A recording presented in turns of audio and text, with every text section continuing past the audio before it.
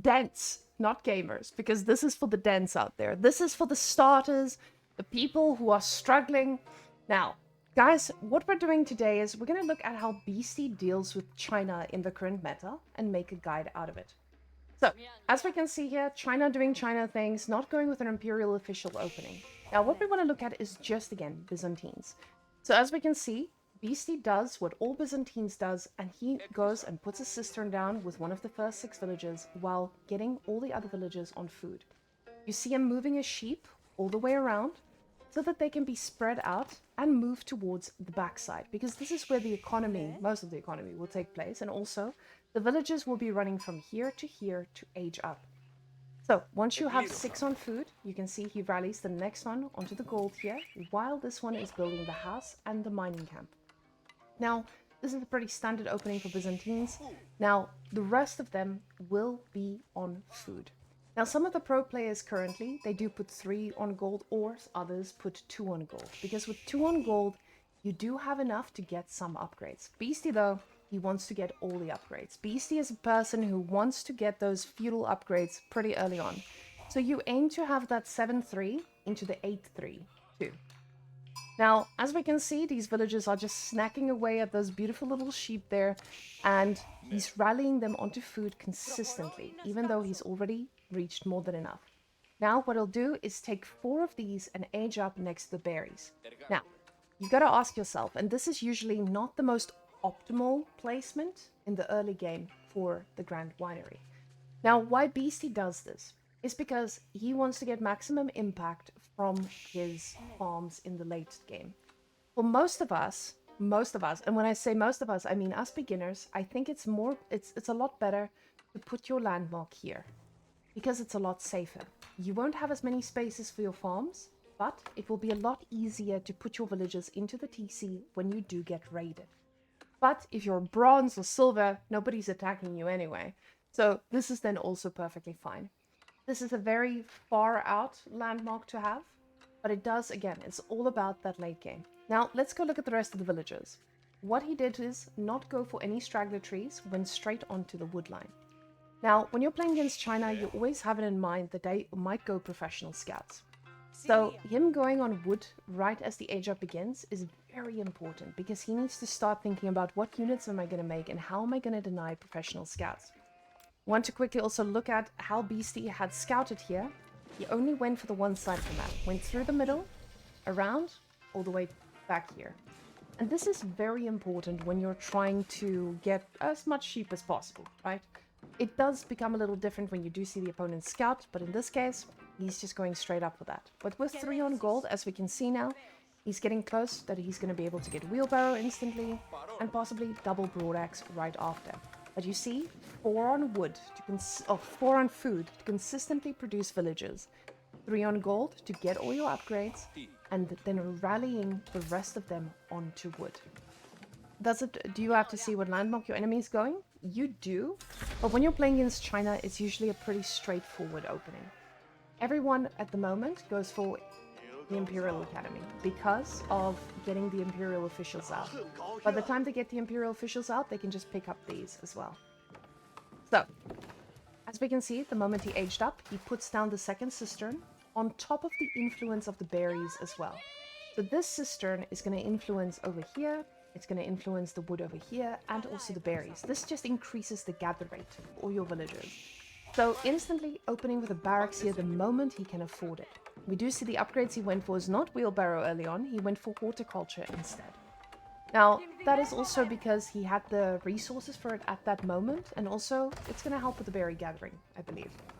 Now, with getting that barracks, it's very important to go from here and to say, hey, I need to think about what is going to happen with denying the pro scouts. And because we can see already, this man did not go for pro scouts. Beastie is preparing for pro scouts, but he's not going to need to face it. And this is very unusual in most matchups, because most people, they really don't expect to be going for a usual little archer opening. Now this you can determine by scouting, and if Beastie went and he scouted and he saw this, let's go see. Yeah, he did see that. He saw the archery range, so he knows this is not going to be professional scouts. So he goes for his first Limited. I don't know if he's going to keep making those. That Limited was purely because we want to run around the map and go for professional scouts. Now, in the next patch, or when you're watching this, the current patch, I believe they are going to deal with professional scouts a bit. That might mean that they are dealing with them by making them a lot slower. This is going to mean that if you have Limited, you'll be able to send them out all the way here and deny and kill all the deer that your opponent is trying to pick up. So what we want to do here is we want to make sure that we're putting one Limited at least on each deer pack. So you can see there's a deer pack here, but you want to go for your enemy's side first because this will allow you to stop anything that he tries to pick up. So if he goes then to professional scouts, this is the easy answer. If he doesn't go into pro scouts, well, then you don't need it, right? But in this case, he saw the archery range, he saw the possible archers coming out, because in China can only go for Zhugunu if they have the other dynasty. So with Limited on every single deer pack, you will be able to deny professional scouts, even in the next season. So this is the current play, and I believe it's going to be the play going forward. So now another question I see is, why do many people go and kill the deer? Now, if you kill the deer, it allows you to stop your opponent from picking up these very easily. If you kill the deer, it puts you in a position where your opponent needs to go and manually look for the deer, run the scout there, and then right-click them. So it just forces them to do a lot more work. So you can do that. You can go take your Limited and right-click on every single deer so that they kill all of them. So you know you're making your opponent's life very, very hard.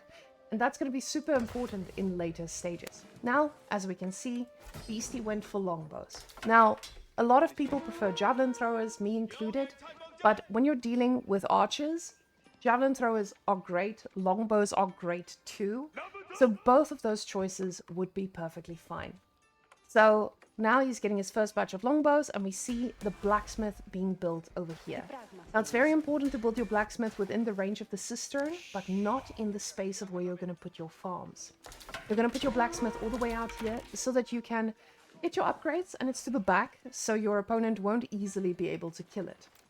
Now, Beastie is going to see this, he's going to say like, oh, that's a lot of archers.